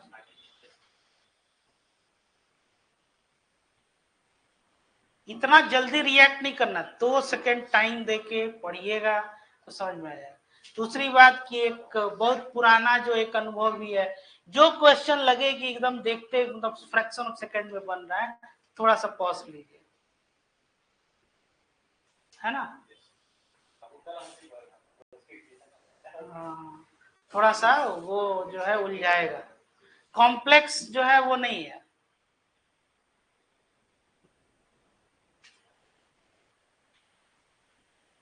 इसीलिए फुल टॉस पे बोल्ड हो जाइएगा तो बहुत शिकायत होगा, क्योंकि फुल टॉस को लोग मान के ही चलता है कि भाई इसको ग्राउंड के बाहर मारना है, और उस पे आप बोल्ड होके चले जाइएगा तो भाई मुश्किल है। हाँ तो वो तो हो ही जाता है, लेकिन इसी के लिए तो प्रिपरेशन और सतर्क होना है ना। तो उस पे लोगों की सहानुभूति आपके साथ नहीं होगी, लोग उपहास करेंगे, ये चीज होता है कि अरे इतना अच्छा सब कुछ आपको आ रहा था, यहाँ गलती कर। हाँ वही हम कह रहे, इतना ही नहीं, कई बार ये भी लोग पूछ देते हैं कि अरे ये क्वेश्चन कहाँ था, ये तुम देखे ही नहीं है।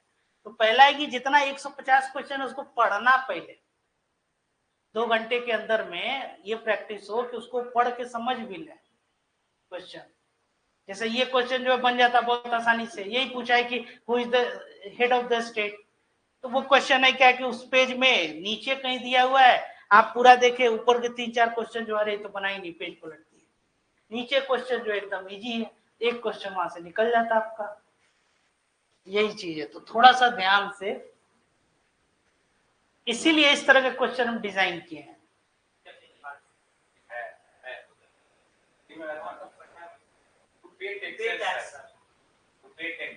नहीं है,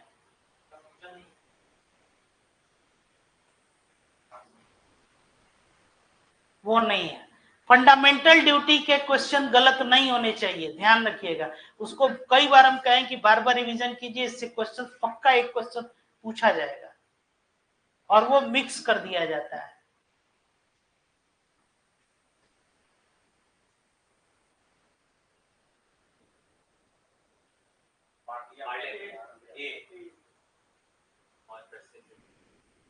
और पार्लियामेंट में तो प्रेसिडेंट आते ही नहीं सर, वो थे और ये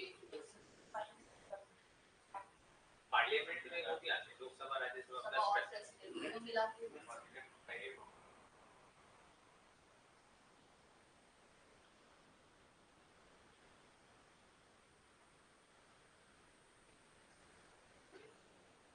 अभी स्टार्ट में ही बताया कि आर्टिकल 368 इसके तहत जो है कॉन्स्टिट्यूएंट पावर है पार्लियामेंट को।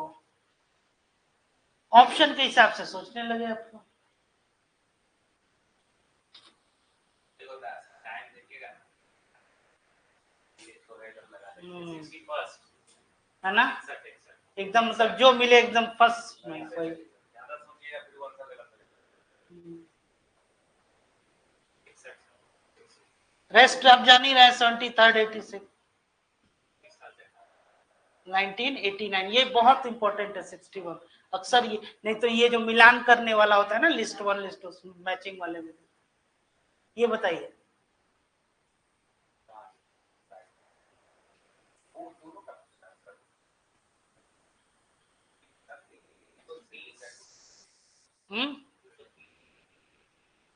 ठीक है, चलिए नेक्स्ट। एकदम लाइन से सारा ऑप्शन दिया गया कि आप लोग थोड़ा भी कंफ्यूज नहीं हो। अगर चैप्टर रिवीजन किए हो तो आसानी से बन जाए। 246 हाँ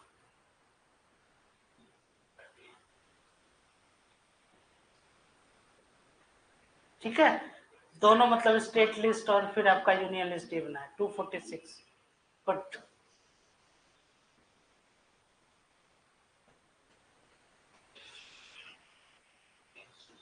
ठीक से पढ़िएगा।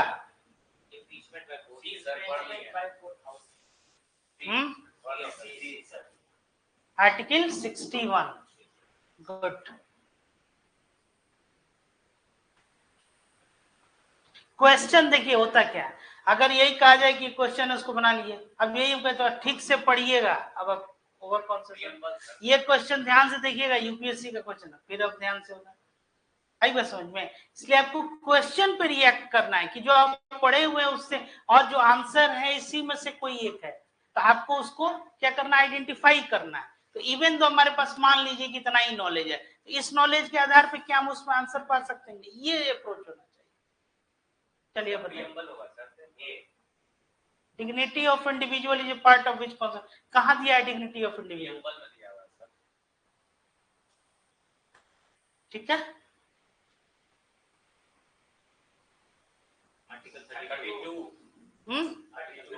और 226 में हाई कोर्ट को दिया गया, और स्कोप जो होता है आपका हाई कोर्ट का वो क्या है, ज्यादा होता है। ठीक है, विच आर्टिकल 16 और 18 क्यों नहीं बोले आप लोग?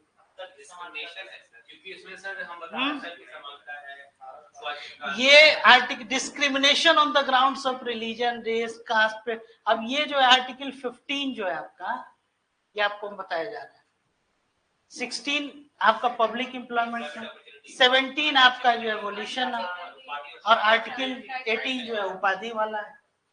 14 से लेकर 18 जो आपका क्या है, राइट टू। ये बताइए बी। हाँ, इसको नोट कर लीजिए, राइट टू प्राइवेसी आर्टिकल 21 जो है इसके अंतर्गत एक जस्टिस पुट्टा स्वामी केस है, ये केस पूछ सकता है। The Supreme Court recognized right to privacy as a fundamental right under Article 21.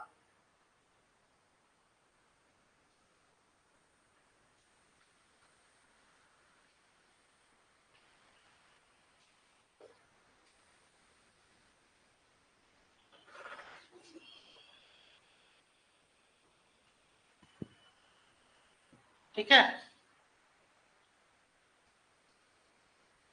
Right to life and personal liberty, वही जो आपको बता रहे थे थोड़ी देर पहले। ये बताइए कंफर्म, केशवानंद भारती बनाम state of Kerala. Minerva mills आपको बता ही दिए, ये क्या था, जॉर्ज फोर्टिफाई किया बेसिक स्ट्रक्चर को। मेनका गांधी केस क्या था,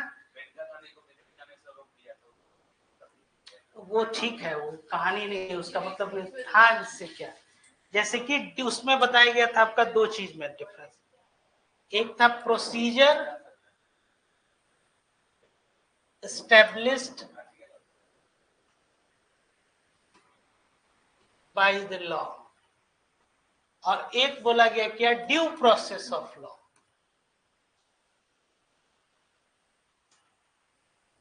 ड्यू प्रोसेस ऑफ लॉ का मतलब होता है कि मतलब कि law has to be fair, just and reasonable. केवल प्रोसीजर को आप फॉलो कर दिए इतना ही जरूरी नहीं होता। ड्यू प्रोसेस जो है ये आपको, ड्यू प्रोसेस ऑफ लॉ ये यूएस का कॉन्सेप्ट है। तो प्रोसीजर एस्टेब्लिश्ड बाय लॉ में ऐसा बताया गया पहले कि ड्यू प्रोसेस जो इन्वॉल्व था इंडियन कॉन्टेक्स्ट, यहाँ पे ये बताया गया मेनका गांधी केस में कि नहीं, कि law has to be fair, मतलब कि जो कानून है वो क्या होना चाहिए, फेयर होना चाहिए, जस्ट होना चाहिए, न्याय संगत और रिजनेबल होना चाहिए। तो आप इसमें ये फैक्टर्स ऐड कर दीजिए तो क्या हो जाएगा आपका, ये मेनका गांधी केस में। केशवानंद भारती केस जो आप लोग समझिए, ठीक है। इस तरह से आप लोग का ये क्वेश्चन जो है ये कंप्लीट हो गया। कैसा था ये क्वेश्चंस? इस तरह का जितना और जो क्वेश्चंस हो, हाँ, और भी इसमें जो है ये काफी इजी क्वेश्चंस इसमें हम रखे थे।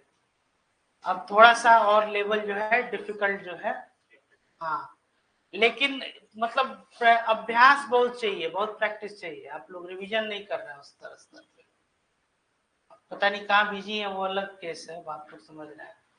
लेकिन क्वेश्चन जो है पर डे 200 300 500 मतलब इतना क्वेश्चन आंखों के सामने से गुजरना चाहिए तब। हाँ, एक सब्जेक्ट का हम नहीं कर रहे हैं, सब सब्जेक्ट का मिला के तो दो कितना हो गया, अगर 5 से 6 हो गया तकरीबन 1000 क्वेश्चन आंखों के सामने से पर डे, हर दिन। तो 45-50 तो अभी हो गया क्लास में ही बातचीत करते करते। 50 के हिसाब से आप लोग, आप ये इकोनॉमिक्स में भी या इसमें भी जो क्वेश्चन कराए, या एक और जो हम लोग जो इसमें करते हैं जो ये ललकार बैच जो उसको, या ऐसे भी क्लास में इतना भी क्वेश्चंस और वो चैप्टर को आप लोग कर ले रहे हैं तो उससे क्वेश्चन, अब ऐसा वो टॉपिक आप लोग कवर कीजिए ना, फंडामेंटल कितने क्वेश्चंस हो सकते हैं। फंडामेंटल ड्यूटी का क्वेश्चन अगर छूट रहा है, गलत हो रहा है या कुछ भी मिस कर रहा है तो मतलब you don't have to blame to others, वो सब याद होना चाहिए, मतलब रिफ्लेक्सेस पे आ जाए। अब ये आप लोग चेक नहीं कर पा रहे हैं कि प्रेसिडेंट हेड ऑफ स्टेट है कि प्राइम मिनिस्टर, तब इस पे क्या कहा जाए, ठीक है ना। तो जब लगातार ऐसे प्रैक्टिस कीजिएगा तब जाके जो है वो इफिशिएंसी और एक्यूरेसी जो है वो आएगी, है ना। चलिए यहीं पे कंक्लूड